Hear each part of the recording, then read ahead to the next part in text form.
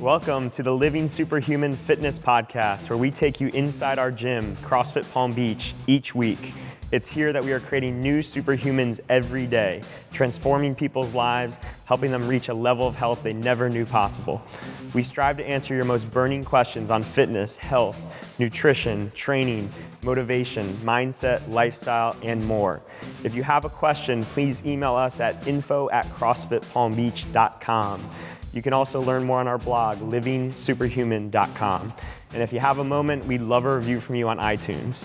All right, it's time. Let's stop being average and start living superhuman.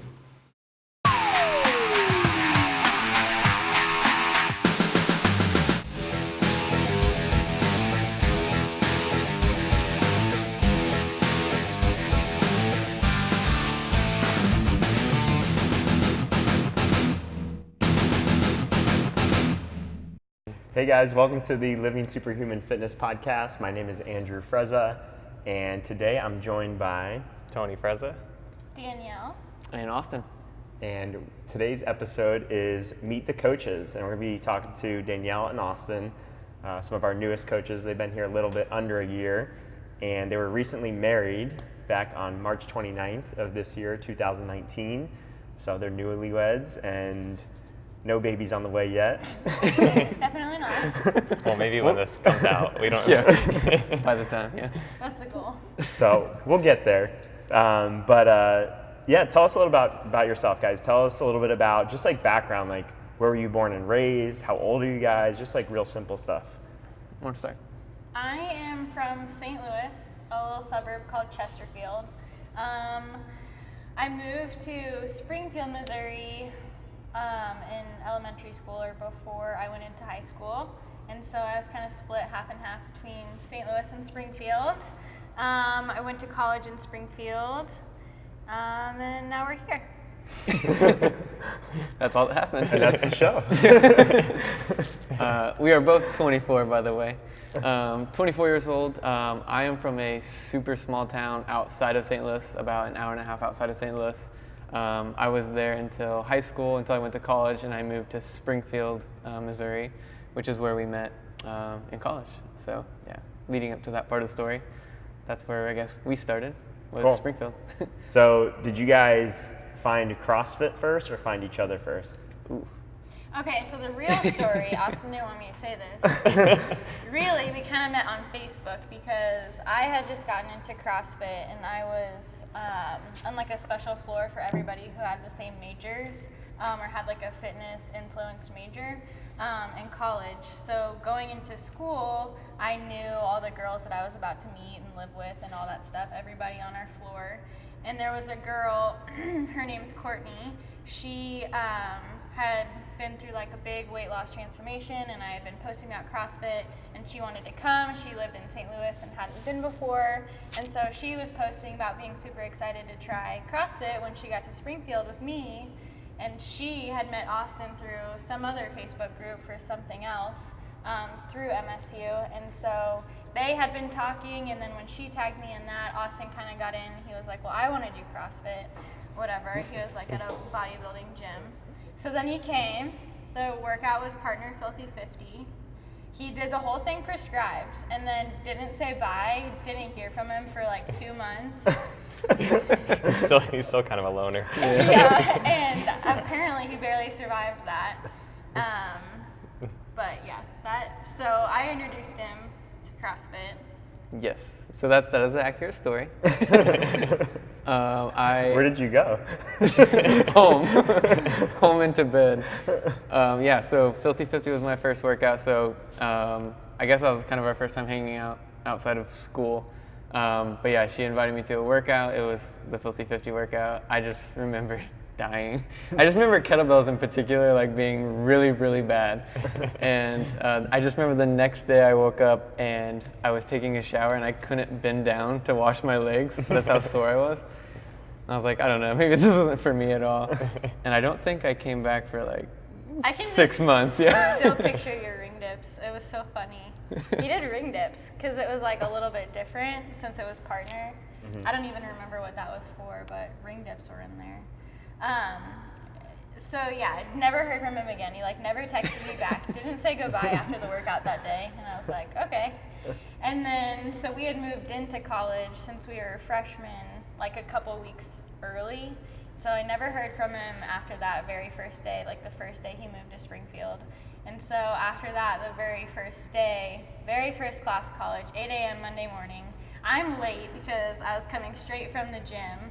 I'm pretty sure I had this like breakfast pizza that I packed, and I like look awful and I can't find the room. So I'm like late coming into class. I walk in the back door, and literally the only seat left is the seat next to Austin, who totally had like ghosted me right before. And so we just sat there in silence and didn't talk to each other for that first day. Yeah, I was the opposite. I was like 30 minutes early for class, and I picked the back seat because I was scared. So opposite story, but we got to the same Destiny. seat. So. Exactly. Left us together.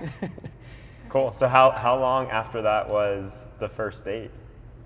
Oh, a while. We were besties for like 6 months, probably. Yeah, she finally talked me back into CrossFit like, I don't know, probably 3 or 4 months later. That was August, and it was probably December. Yeah, so months later, she finally convinced me to come back, and my second workout was again another benchmark, and it was Elizabeth. I don't know, that was bad luck. But anyways, at that point, I fell in love with it, and I stayed with it, well, till present. So, but yeah, we were friends really until throughout that whole time. I guess then a couple months later in February is when we officially started dating, so yeah. Our first date, I guess, was with a friend. It was a 3-way. us two and the friend that we had like always known to, they got us talking in the first place. All went to like Steak and Shake or something. Actually, Nikki did the same thing to me. She brought a chaperone. yeah. Responsible. Just in case, you know? Yeah. A parachute, just in case. Exactly, yeah. Pull the cord. So you fell in love with CrossFit. You pretty much had loved it since the beginning. Danielle, you were kind of into it. So at what point did you guys go from that to coaching and then owning a gym? I don't think most people know that you guys owned a gym. Like, what was that process like? We started coaching really fast. I mean, from day one, my first like intro workout was 10 minutes of Cindy, and I like literally left. I was 16. I left and I was like, I'm doing this forever. And the next day, as long as I had straight A's in school, I didn't have to work. My parents would pay for my gas and all that kind of stuff. So literally the next day, I got a job at an ice cream place so that I could go back and sign up for CrossFit. So like right then, I knew that was exactly what I wanted to do. And so that led to coaching. Yeah, mine was a little different, I guess. I knew I wanted to be either a chiropractor or a teacher. It was so weird, but those are the two things like I knew I wanted to be. And when I went to MSU, I originally started going the teacher route. And I guess right after I fell in love with CrossFit, not the first time, obviously, I quit that, but the second time I went back, yeah, it was right away almost. Like, I would say a couple months later, I was like, I'm going to take the L1 and like see where this can go. And after that, I got a couple hours, probably too fast for what I should have been process-wise, but everything definitely worked out. I think the main reason I wanted to coach, I don't know if she'll ever watch this, but there was a coach named Mary and Jesse, and they were like both the best. And watching them coach made me like oh, I think I want to do this too. Mm-hmm. They were just awesome people, so probably that. Cool. And then what about owning the gym? Yeah, that happened a couple of years, or I don't know, a couple of years later, a year later. Again, jumped the boat on that one pretty quickly. Always a fun discussion of telling your parents you're going to stop school for a while to go do something crazy like that. I think we did everything the wrong way that turned out awesome. We took loans out from the bank. We did stuff you probably shouldn't do, mostly as two 19-year-olds. But yeah, we had a gym for 2 years. We're like 150, 200 members, somewhere in that ballpark. Everything was great. We had a good offer to sell and took it, and yeah. So it was probably the best learning experience we could have ever asked for, and I learned way more in those 2 years than I ever learned in the years that we went to school. And after we sold the gym, we went back to Springfield, went back to school. Yeah, that's, I guess, almost where we're at now. We got real lucky. We got really luckily lucky, we yeah. had a lot of passion and a lot of love for CrossFit because we knew nothing about business. And yeah. Yeah, like literally nothing. This is a funny story that not many people know, and I didn't tell her till like way later on when she tries to explain that we knew nothing about business, like nothing. I remember the day we opened our doors, our business account had $149 in it. That was it. And I'm like, well, I'm not going to tell her, and I hope this works. And I don't know how, but everything worked out. And I think our first day, after the first day, we had like 35 people already. So we were, and I think we only did needed no marketing ahead no of time. market, It was nothing. so bad. Everything was bad. Like if I were to go back and do it all again, like it would be the complete opposite. But I think we needed like 20 people to break even, which is crazy to think about, like how low everything was where we opened. But Do you remember what our rent was? it was like 1,800, something like Yeah. something very, very low. Less than our apartment. now. Yeah, but we needed like 20 people to like break even, and I think we had 35 the first day. So it was like, okay, well that's good. And yeah, no marketing was done, nothing. It was all just, we loved Word what of we were mouth, doing, like, and yeah. word of mouth spread, and yeah.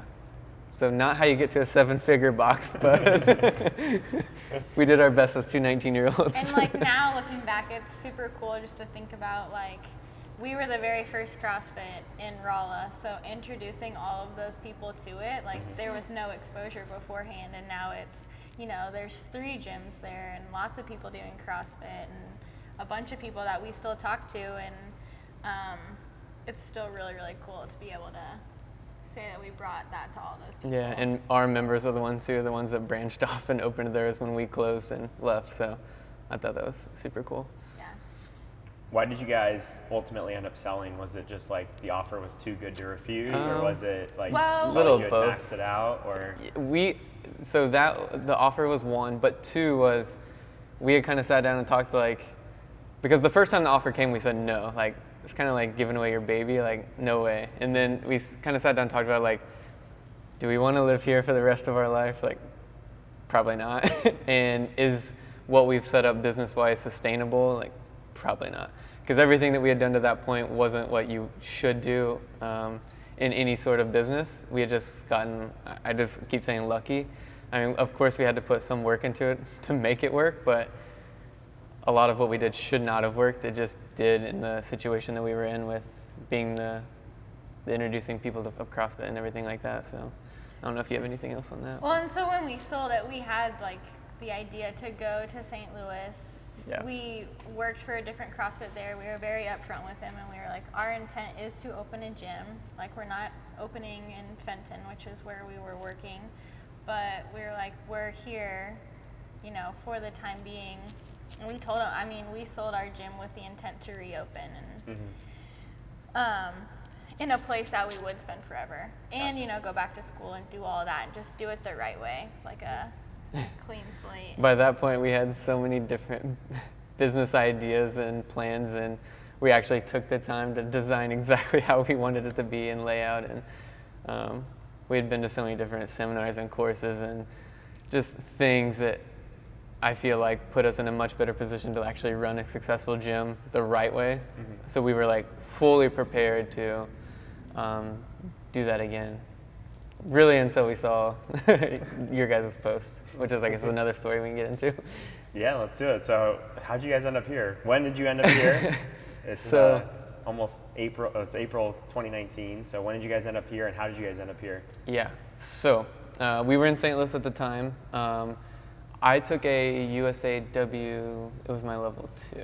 Yeah, it was my level 2, and I met the assistant of Glenn Pinlay, who was helping him, had sent a review to Jeremy, who owned the box that we were working at, about how like I was one of the best coaches he had ever seen at that seminar for weightlifting, like all this stuff, like a big long thing. And then he like reached out to me personally, and I was like, I have no idea who you are, but thank you for the nice words, whatever. And we just started talking on there, and he owns a website called Barbell Jobs, and we had already kind of talked about like, man, it would be really cool to go to Florida. Like this had been like 2 years before, like when we sold, we're like, we should just up and move to Florida. And we had like considered doing all of that, and we're like, no, like not yet or whatever. So we went to St. Louis instead. But we started getting in contact with him, and nothing really happened at that point. But then he had seen her nutrition transformation. She had like gotten really big into nutrition at that time and like started taking courses and all that kind of stuff on nutrition. And she got set up, I guess you can explain that, but she got set up with his wife that led to a whole bunch of other stuff. But I'll let you take that part over. So I just got in with them because they actually were my very first challenge. And when we came and visited you, we were like either about to start or right in the middle of that challenge. But she had just been asking around, like our old boss, Jeremy, at CrossFit Springfield, he had competed and stuff, and she was getting personal training, traveling to Springfield to get personal training from him. Like she was trying to train for regionals.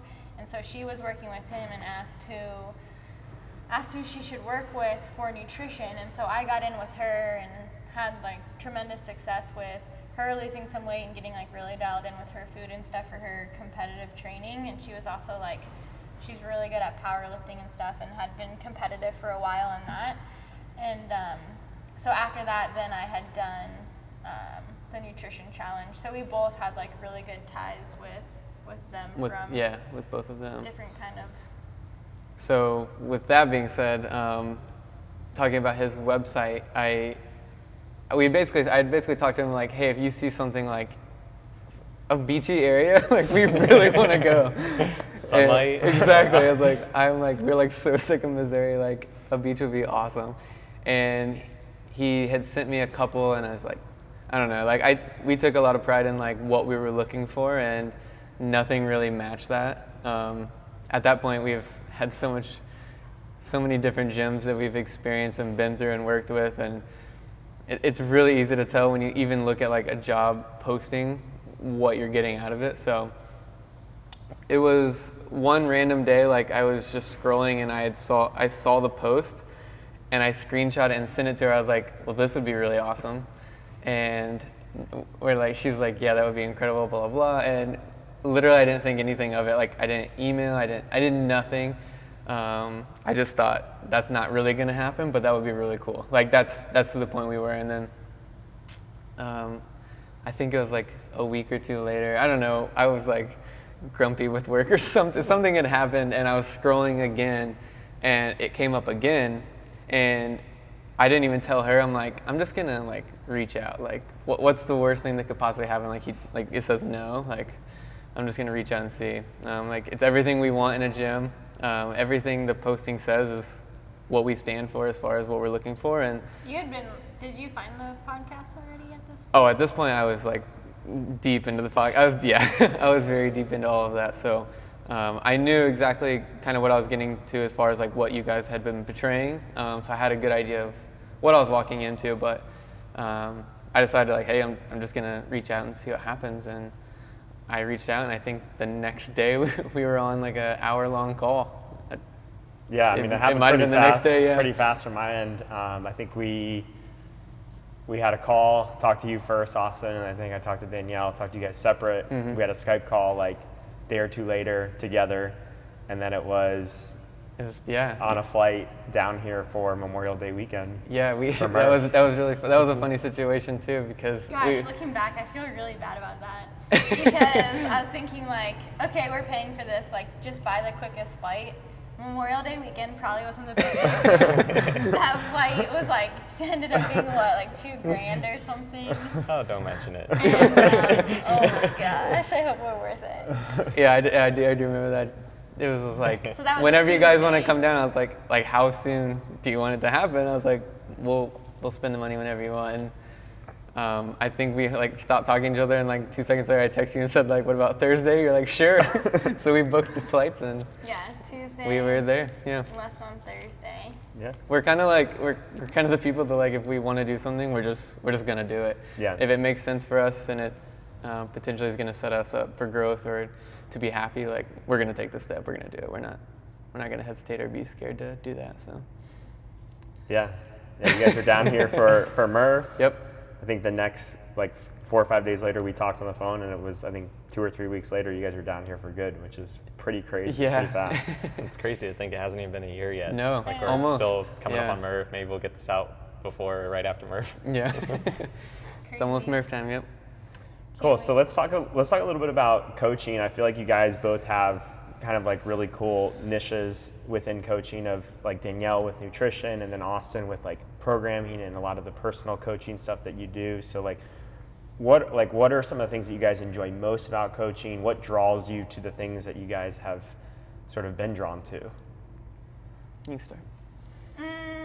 Well, from the nutrition perspective, I really got into that when we owned a gym, we would one of us would be coaching, we had a noon class, one of us would coach the noon, and then we would literally leave, go get Mexican, and then come right back. It'd be it would only take 30 minutes for us to go, and it was like $10, and we would go get Mexican and come back. And then I ended up tearing my labrum, tearing my bicep, having a surgery that had a really, really slow recovery. I was in a sling for way longer than I was supposed to and couldn't do anything. I gained so much weight in that time, I don't even know how many pounds, a ton. And so after that, we were sitting in the car one day driving. We were in Springfield, I remember exactly where we were. And I just had felt so sorry for myself. I'm never gonna be able to do pull-ups again. My shoulder hurts all the time. I in the back of my mind knew that I had gained all this weight, and I was very overweight. And you had said something I don't even remember what it was. It was people get so mad that they're fat, but they don't do anything about it. I was dang. I think That's he's talking me. to me. 'Cause he is We're the talking only to two me. in this room. And so literally that week I was okay, for Christmas I really want you to buy me this nutrition thing. It was with RP Strength. I was I really need you to buy this for me. He was you're not gonna do that. You better do this if I'm gonna spend money. Blah, blah, blah. And so the day after Christmas, I started it and went through my whole a whole weight loss thing. And that was it's man, I think I love this just as much, if not more, than CrossFit. And so that was when I just kind of started helping friends and helping people around me, and just loved it so much for them to be able to experience all the things I went through. And that's how I got into the nutrition side of it. And then just since then, going through precision and stuff like that, I love it. I didn't think I would love anything more than coaching CrossFit, but nutrition is just right up there. That's my story. Yeah, I don't know if I have like a transformation story or anything like that as far as why I love what I do, but going back to what I said, watching Mary and them coach was the impact that they had on me alone, and then the impact that they had on the hundreds of people that they were coaching. I was man, if I could do that, that would be really cool.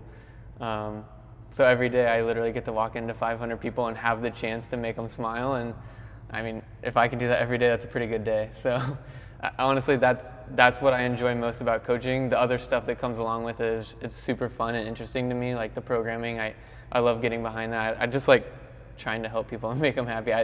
There's really no cool story like she had, but that's really why I do it. And pre-CrossFit, we both had majors or career paths that kind of set us up to help people.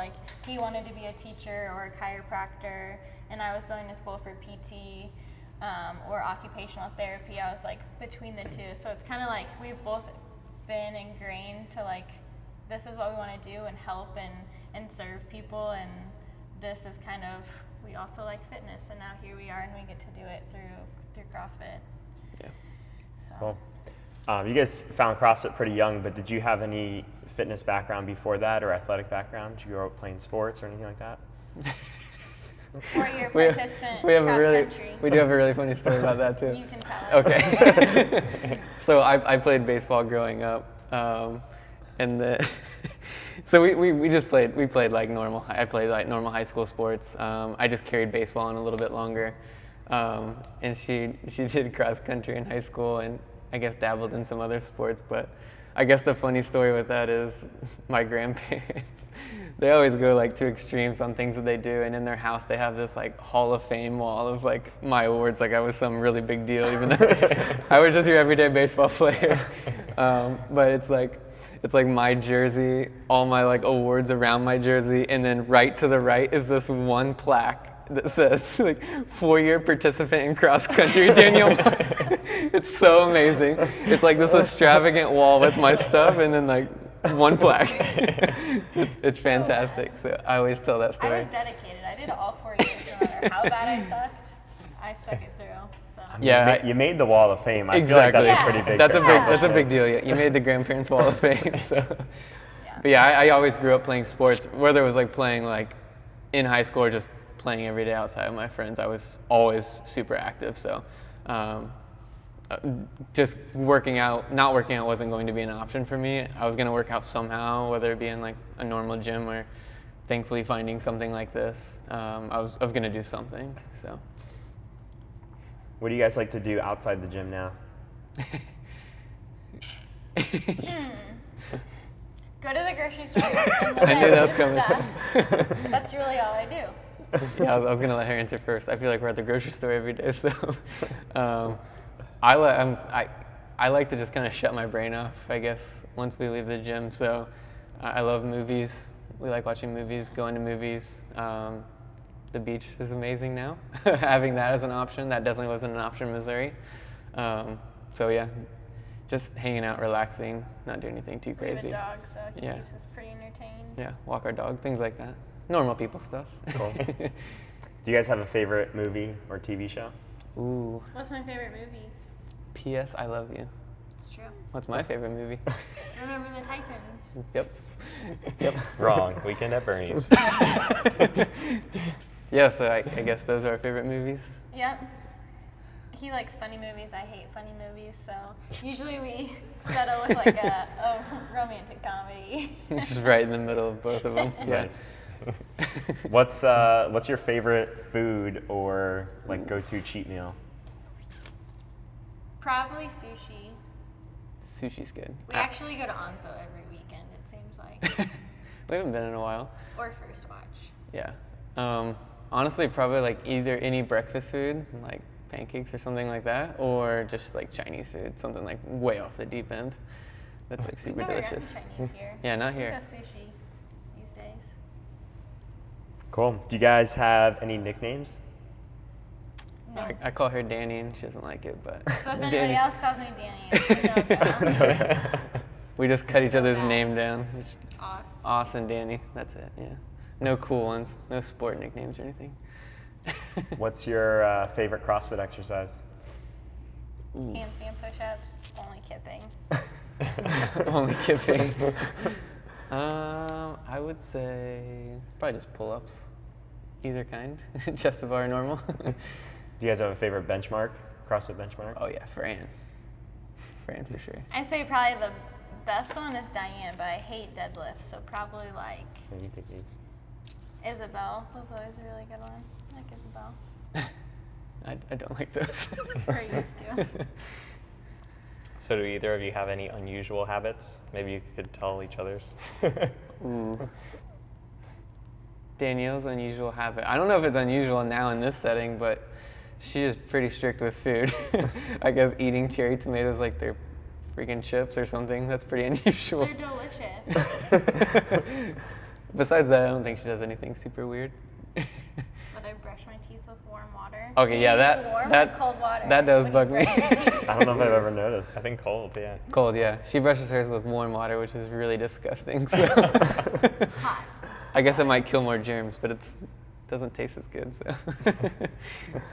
Unusual habit for you. I don't know, you're pretty OCD here, but I wish you'd be like that.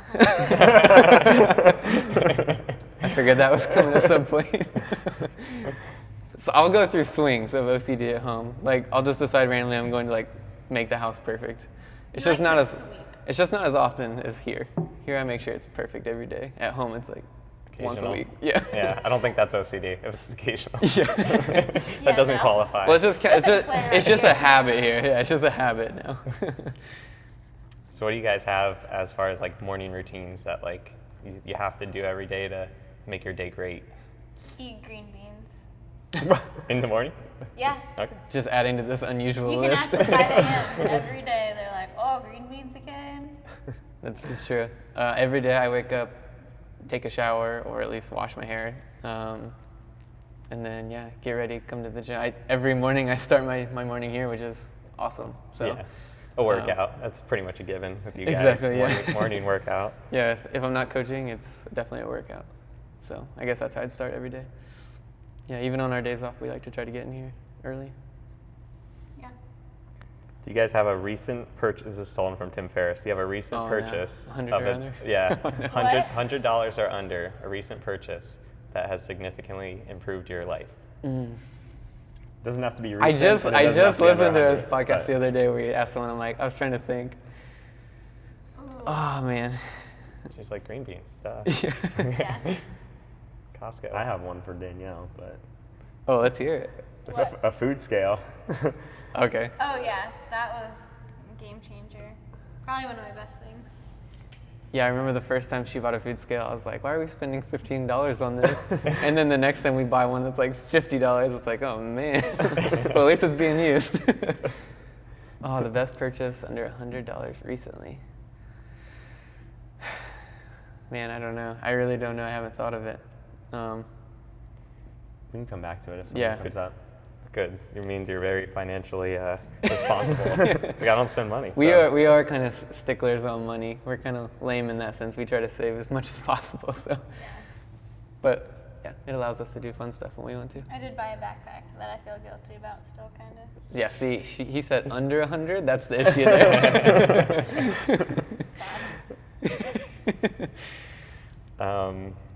If you could put one message up on a billboard, what would that message be? Love yourself. Love yourself. Okay. People might take that very literally. I guess mine's also super cliche, but mine would just be like, do what makes you happy. Yeah. And whatever it may be, like money aside or anything like that aside, like just do what makes you happy. Like it's really sad to think about, but at some point we're all gonna die. So while you're here, you might as well do something you really like and will put a smile on your face. Cool. Do you guys have any future goals looking out into the next 5 to 10 years? Babies. Babies. I thought Austin was going to jump on that one first. Danielle. I Well, knew he gets scared with the plural. the issue is the plural. I say 1 to 2. She's saying 2 to 3. So we're at a little crossroads here. The moms always come down once they have one, though. I know. But that's where we're in trouble because she thinks I'm gonna go up in numbers. Yeah. I think I'm good with 1 or 2. See, if it was my ideal, it would be twins. We'd be done.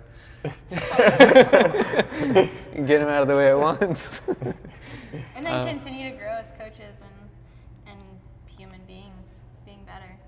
So Yeah, I know it sounds really weird, mostly with how young we are, but we're doing exactly what we want to do right now. So I guess just keep growing in our roles. But yeah, we've set ourselves up really good at the moment in life. So we don't have any like extravagant plans or to move or do anything crazy like buy that a house anymore. here. Yeah, Settle. I guess settle down would be our next goal. So Find a nicer beach. yeah, This exactly. one's nice, but we can do better. Find some nicer owners. I don't know, something CrossFit like that. Bora Bora. Yeah. See what we can do better. Yeah. Yeah. Yeah. Cool. All right, that's it. Thanks for joining us. Perfect. Thanks, Thanks, guys. guys. You guys are Thank you. awesome.